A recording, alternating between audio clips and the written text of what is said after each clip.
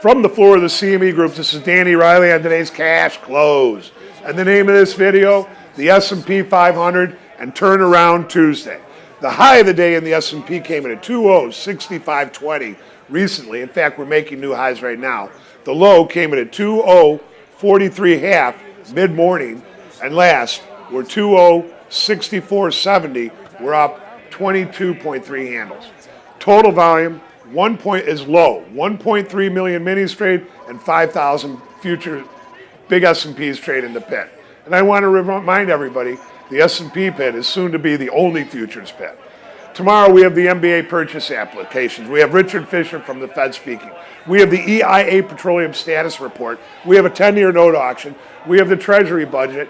And I want to point out that we're coming toward the end of the earnings season. Tomorrow we've got Cisco Systems, AMAT, NTAP, NVDA.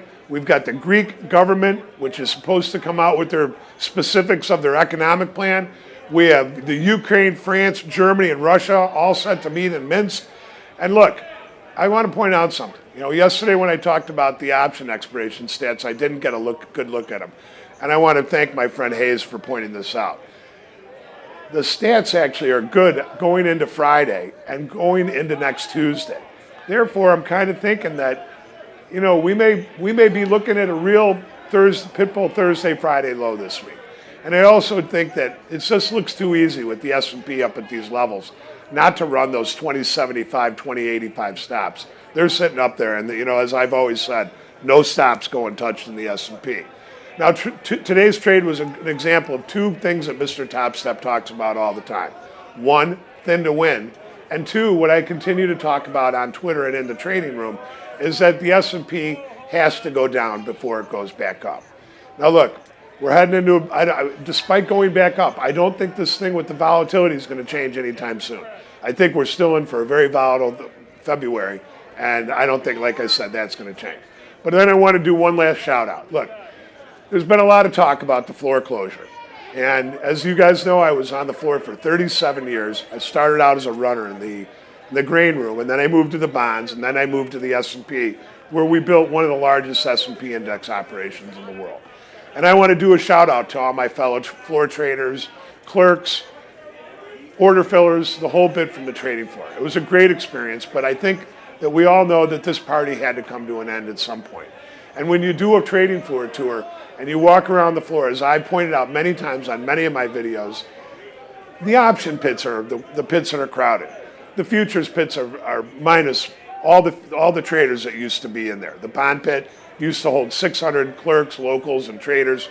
And today it's a hybrid pit which holds about 25 to 30 people on a good day. When you walk over into the grains, the high and mighty bean pit that used to hold 300 at least traders is down to 15 traders. In the wheat pit, there's no one in the wheat pit. There's a chair and maybe some guy sitting there, but there's no trade going on in the wheat pit. And since they changed those rules about the open and closes in the corn pit, there's no one left in the corn pit either. And when you look over into the CME's currencies, there is no CME currency pits, there's option pits. And when you look over into the meats and the euro dollars, most of that is electronic now. So is this a big surprise?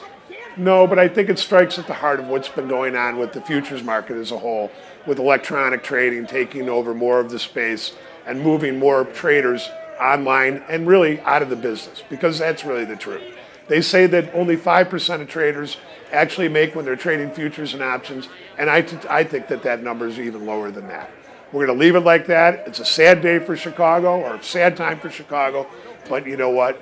You can't stop things from moving forward, and that's exactly what's going on.